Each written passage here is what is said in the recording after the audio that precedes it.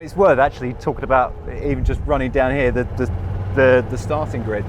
I mean, it's quite unusual in that if you're further back, you actually you can't see the lights at all, and you actually have to have the team tell you when to start. So I mean, it's absolutely critical. Other than being on the slope as well, and the struggle of getting the car up the hill, the load on the clutch. It's so important to get a good qualifying here before you even consider that it's not the easiest place to overtake. And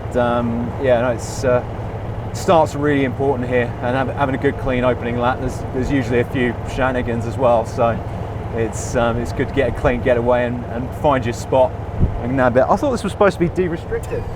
This is bleeding slow, this buggy. It's funny. It's a bit of a deceptive corner, this, because it doesn't look very open when you're lapping, when you're just running around here in a golf buggy, but with the banking, it actually, you have to carry a lot of speed through here. It's only a dab of the brakes, quite a bumpy braking zone, and you've got to pick your point really carefully and get the car in. And I mean, the flappy bollards, I wouldn't give those more than kind of 2 laps of a touring car session, to be honest. Everyone's going to be smashing those out of the way, because I mean, the touring car, you want to be climbing right over the inside there so you can carry that speed through. And the exit, they've actually, by the looks of it, I mean, it's worth, the guys, the teams always do track walks to see this, but they've actually laid this new piece of concrete here where it used to be grasscrete, and actually it was a bit iffy before. If it was a bit damp, then and you got onto here, you could easily end up in the inside wall, and you can see there's a few tire marks actually.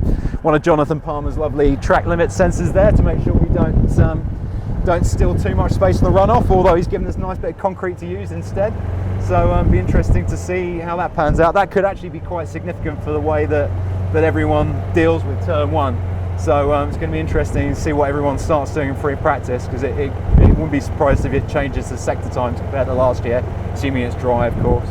Coming up into Cascades, and it's completely blind. You're coming up into 6th gear over the top here, really flat chat over the top here, completely blind, hoping there's nothing too drastic going on the other side of the crest, and getting the car lined up for the really bumpy braking zone here. But I mean, it is just a dab of the brakes though. I mean, it's you carry so much speed into Cascades. It's one of the best corners in on the calendar actually.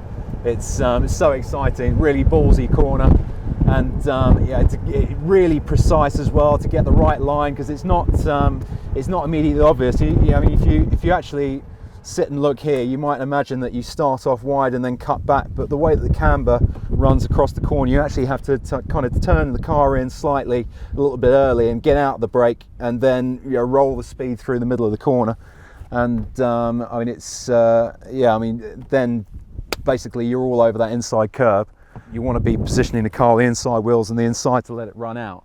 But actually, if you can get the car over and it will ride the bumps, then you might even, I mean, not when it's wet ground like this, but you want to be stealing as much of this bit of grass on the inside as possible.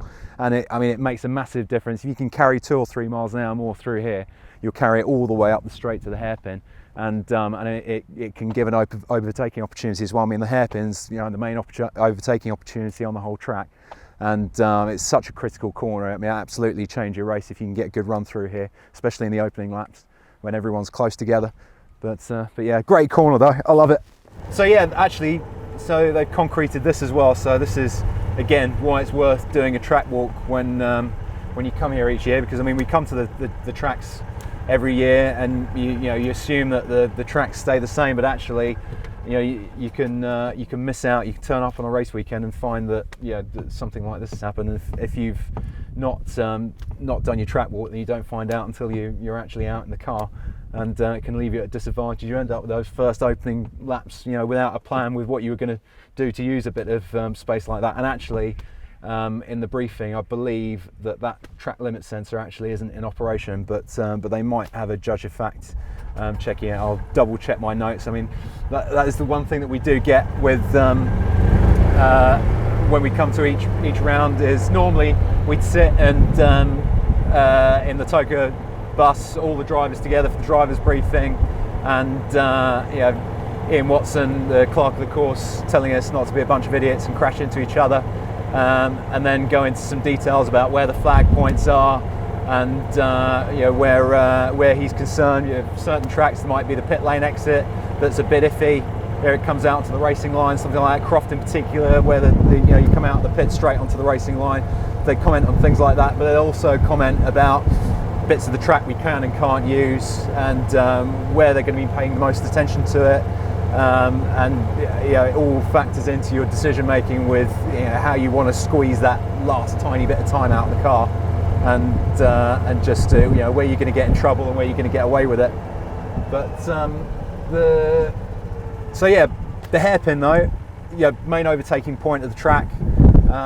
It doesn't, when you're sat up here in a golf buggy, you don't appreciate how much of a crest that is on the approach, and it is, your goal is to break the other side of the crest really when you've got good tyres, but if there's traffic or it's your tyres are a bit worn, it sometimes can be a bit of a struggle. And actually last year it was one of the problems with the old Ford Focus, where it had quite a high centre of gravity. If you hit the brakes in the wrong point, the back wheels would actually come off the ground. And actually my fastest lap in qualifying, it did. I hit the brakes just as I went over the crest, and the back wheels ended up about a foot off the ground. And I actually spent the whole of this braking zone left and right, catching it as I was going down the gears, and just about gathered it up to roll the speed into the hairpin. But on the opening laps of the race though, this can be a really good opportunity here. If you suffered a bit in qualifying, the natural tendency with everyone is to line up on the inside to be defensive.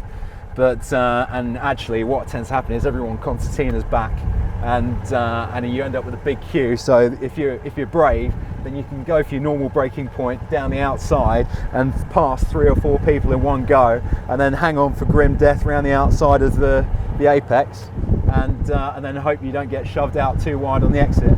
And it's if you're at the front of the field, it's not such a smart move.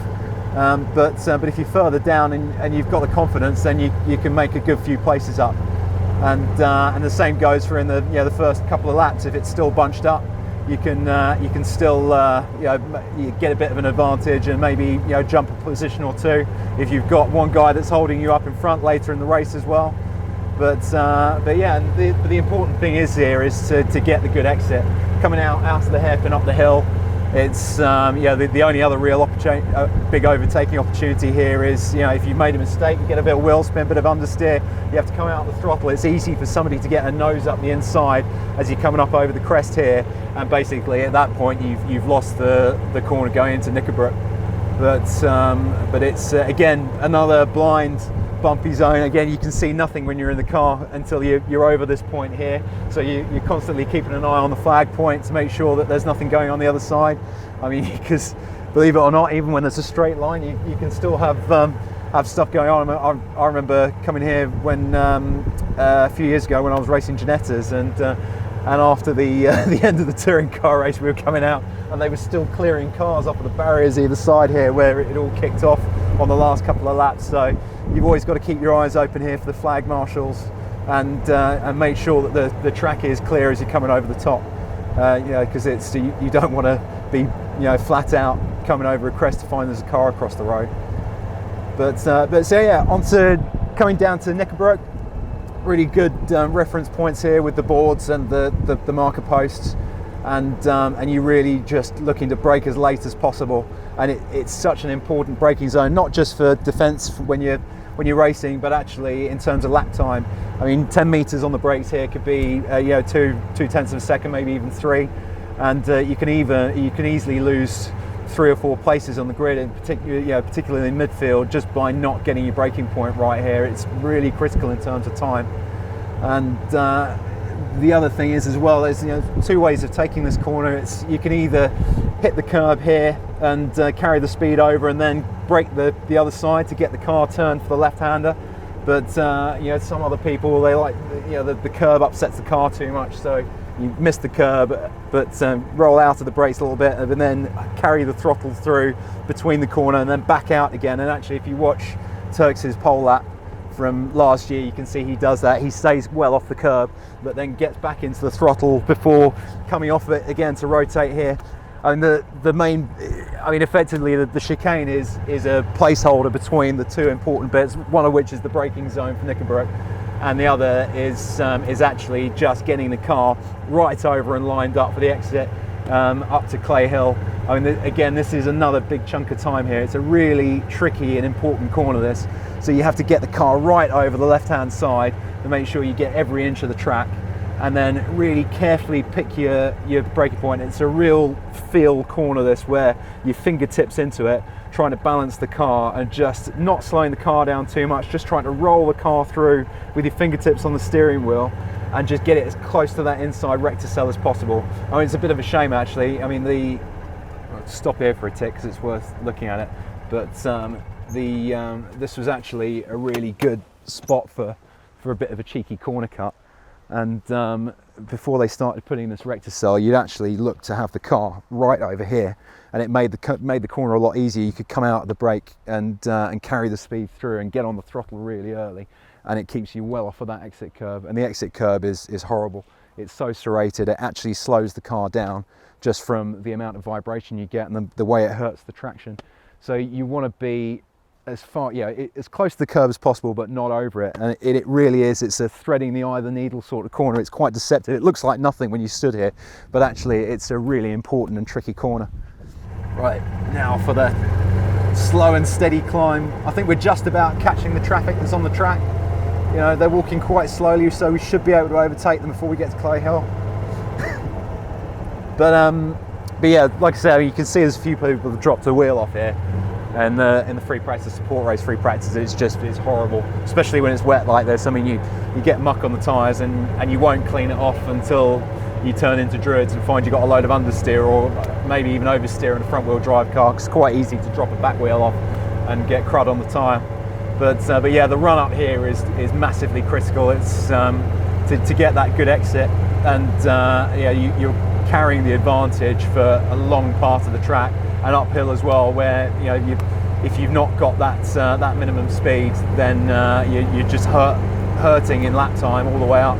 I mean, a bad exit out of there can cost you half a second easily, if not more.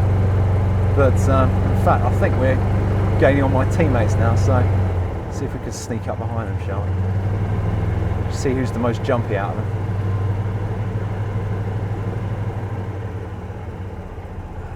They're obviously not paying attention.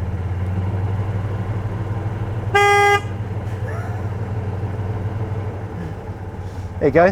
Can't believe they're letting you drive, mate. I'll tell you, this is Mr. Gow's personal buggy, this. I'll tell you what. I think Ollie's setting his lap record round here. Seriously, I think I could actually walk round here fast. This buggy's pretty much at 90% VMAX now. Yeah. See, there you go, the diligent team all doing the track walk. You're not going for a jog? Nah, not today, mate. You always walk the first lap, run the second. See, I want to keep the Achilles in good shape. See, every race, well, both races so far, Rory's gone for a run after the track walk, and I swear he only does it to make me look bad. But I actually just go through the first corner and then just cheers, Jack. See you later. So yeah, Druids. This is funny actually. This corner is used to be one of the most intimidating and kind of difficult corners in motorsport, and it just goes to show how the track around can affect your view of the way you approach a corner, because they cut a load of the trees out here and opened it up, and it actually feels a lot less intimidating as you're coming up to it. It actually it feels a lot more friendly now, even though it's not. It's still a difficult corner, a hard corner. But the important thing is here, I mean, you've got the curved approach. You come out here absolutely flat out in sixth gear, and you have to get the car right over, and to make sure that you've got the right line in here. And it's not necessarily the most important corner of the track, but it is one of the most challenging. It's bumpy. It's very fast. You're going to try and carry fifth gear through here, and although it tends to be fourth as the tyres go off in a race, you want to stay off of that inside curve. That tends to upset the car, although you do see a couple of people trying to take it. And yeah, it's all about carrying the speed through and just and then getting on the throttle as early as possible. And the best way to take it really is have a dab of the brakes and down a gear into fifth, and then just come off the brakes really early and roll the speed and get back into the throttle to settle the car, and then just build back into it again. Pick your moment just as you're coming towards the second apex curve, and again you want to be you want to be getting as close as possible to this. It tends not to be very nice to hit it. Sometimes you can hit it at the right angle, it doesn't upset the car too much. You know, if you're in a race condition, you end up getting an extra bit of rotation mid-corner, you climb over it, you can use it, but it's not the best. But the difficulty of this corner is actually picking the point at which you pick up the throttle, because if you get on it too early, you can still make that first apex and still feel like you've made the corner, but then you get to this crest on the exit and it just pulls the car to the left, you know, just with that extra bit of speed, and then you end up dropping a wheel off on the left-hand side. And then at that point you're really vulnerable on the run down to the last corner for being overtaken. So it's not the most important corner in terms of lap time, but if you get it wrong, then you can easily give up a place. And around here it's very hard to get it back. But again, not a very nice curb. You know, it's you run the risk, especially with some of the nasty edges on it, run the risk of damaging the tyres. So particularly in the early laps, you definitely don't want to be getting onto there. So it's really important to be precise with where you get on the throttle. But at the same time, you can't pick up the throttle too slowly because it's still a long run down to the next corner. It's so if you're sacrificing speed up this straight, it easily costs you a couple of tenths. So I mean, it just goes to show really, with the grid the way it is in touring cars, with it, even on a track like this, the whole grid will be separated by not much more than a second over a minute and a half lap. And each tiny bit of time like this it costs you 2 or 3 places, and it's easy to string sectors together that are good enough for a top 5, but end up being 17th or 18th. It really is that close. But I've got the old Speedworks boys coming up here with their notepads, being professional about it. But and they've even got their masks on as well, because they're good boys. But yeah, so on the brakes down here, right chaps, it's another tricky bumpy braking zone. The car does have a tendency to porpoise a little bit on the brakes, particularly our old Focus, but I'm looking forward to trying the new Focus ST around here as well, because with the lower centre of gravity, there's a lot of places where the car should just ride the bumps better, the direction change should be better, and it should be a much nicer thing to drive. The old car was good around here, but it was quite hard work. It was quite bouncy, and it did like to lift a wheel up on the bumps and the curbs, but the new car should be a lot flatter. But it's for here, the braking point is not really the most important. You can actually brake a little bit earlier and a bit lighter to roll the speed up to the corner, but the real important bit is actually the turning point. I mean, the tendency is, again, it's another lot of bollards there that probably are going to experience a very short lifetime tomorrow. Because actually where you want to be in a touring car is with the forward badge, in our case, right in the middle of those bollards as you go over the top, and to get on the throttle as early as possible. And it is all about, it's about the point at which you come out of the brakes and the point at which you just start to roll the car in and turn it, and then to carry the speed through the middle of the corner. But again, if you turn in a bit too late, you end up washing a little bit wide. But if you turn in too early, you can easily end up being a bit too greedy with the curve and upsetting the car. And it's just that last bump, if you don't hit it in the right spot, the car just skips over to the left a little bit and it hurts the exit. And again, it's another corner here where the exit is just so critical. You've got a big run up the hill over the start-finish line, and every mile an hour you sacrifice coming off of this corner is tenths just slipping away all the way up the lap.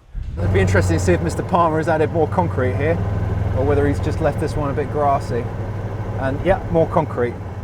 So lovely brand new concrete just to tempt us in, and this track limit sensor is definitely working this weekend. That was in the track briefing notes. So now, before you might have been tempted to stay off of this because if it was a bit slippery, if it had been a bit damp, or just to keep your tyres clean for the next corner. But the real temptation now is this is going to be lovely. I mean, you could probably even stay off of that inside curve and keep the car nice and flat using the tarmac and run off on the exit here. So the question is really whether the grip is there on this concrete, or whether actually we can actually get the car back over again before the sensor. So I know I shouldn't say that, but ultimately, if they're using the cameras and the sensors, then if you can grab that extra bit of track and not get a penalty for it. You know, we're all about the last bits of time in touring cars, so it's every tiny advantage you can get, and it could even be just 6 inches of track. You know, that could be enough to get us a little bit of an advantage, and the advantage doesn't necessarily even come on the exit of the corner. It can be that actually you gain the time in the middle of the corner, and it just allows you that freedom to run the extra speed through the middle. But yeah, and again, nice big climb up here, another blind crest over the top as well, keeping an eye out for the flag points, and then back across the start finish for another lap. But yeah, that's pretty much it.